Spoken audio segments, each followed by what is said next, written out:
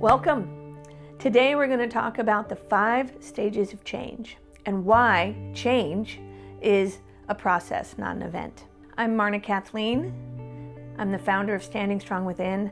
Many people come to me with a desire to change. They say things like, I really want to get to the gym, but every time I wake up in the morning to make a change, nothing happens. Or maybe they say, I want to leave my relationship, but I don't know how to do it. And part of the problem is that we want to make a change and we think it needs to happen like that. And nobody's really taught us the stages that we go through to change. And so today I'm going to go through those so you understand where you are in the change process. So why it's a process and not an event. Let's start with the big overview. And I have this chart, and on here we have the 5 stages of change, okay? And you'll see that there's the pre-contemplative stage, there's the contemplative stage, there's preparation, there's action, there's maintenance, and then there's the reset. So I'm going to go through each one of these to explain to you exactly what they mean so you can get an understanding of how these apply to your life and your change process. So the first one is pre-contemplative. When you're in a pre-contemplative state, you don't even know there's a problem. Somebody might even say to you, hey, you look like you might be unhappy in your relationship. And you'll say, problem? What problem? Like, you're not really even into discussing or even aware that it's there. So nothing really happens from that stage, but it is a stage.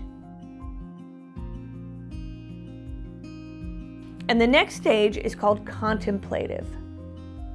And in this stage, we're saying, there might be a problem. Like maybe there's a problem in my relationship, but I'm not really ready to do anything about it. Like that's an actual stage. And so it's good to clock yourself when you're there, because once you're recognizing that you want something to change, you're now in the game, okay? And then the third phase is called preparation. Now, preparation is so important, and we cannot skip this stage. And I'll tell you why in a few minutes. But let me tell you what preparation looks like.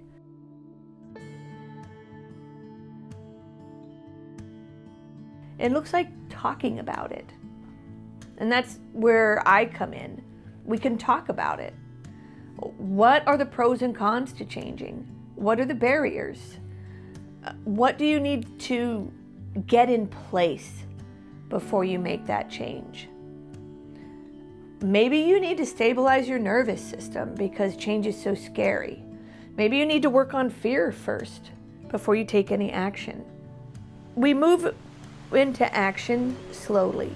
The action stage is down here for a reason, right? It's not right here next to contemplative, and it's a little ways away from preparation, because if we skip from contemplative to action, we'll fail because we haven't prepared.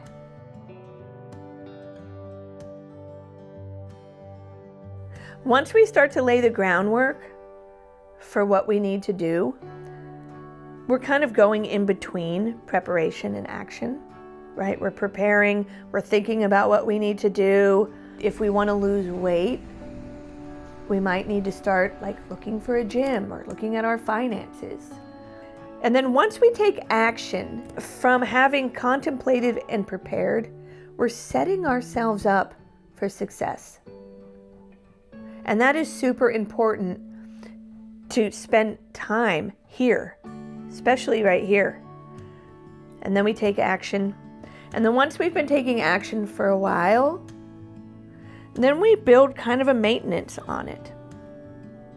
Where, we're going to the gym 3 days a week and we have a routine now.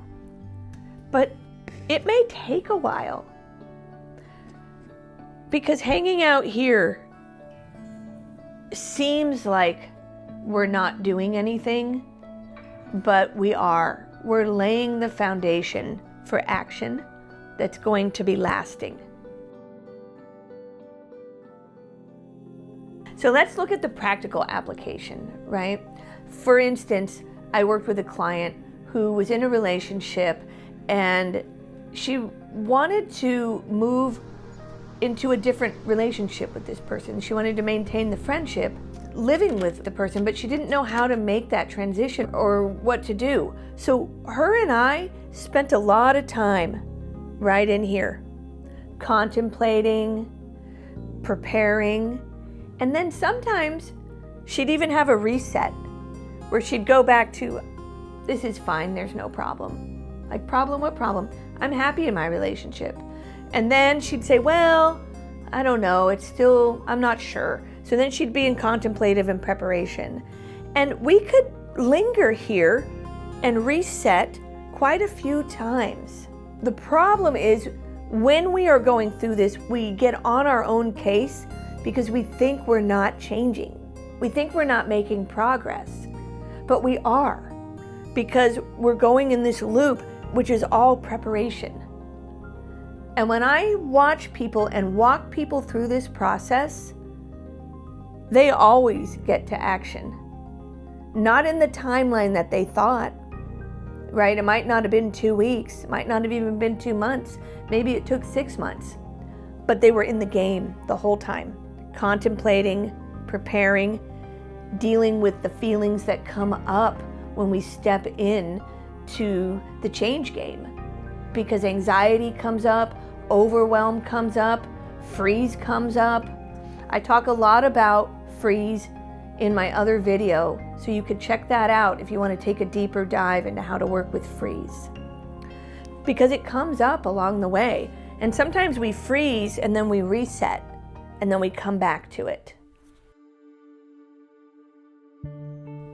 So the biggest misconception that people have about change is that it's an event, that it's going to happen like this. And that's why it's so important to understand these 5 stages. Because when you understand that change is a process, you can get off your own back.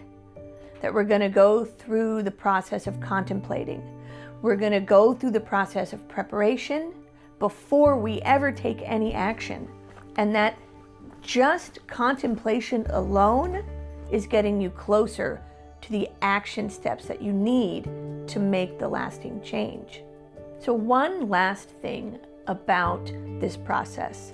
In today's world, there is a lot of pressure to take action. Don't get caught in analysis paralysis. And that's not what I'm talking about here.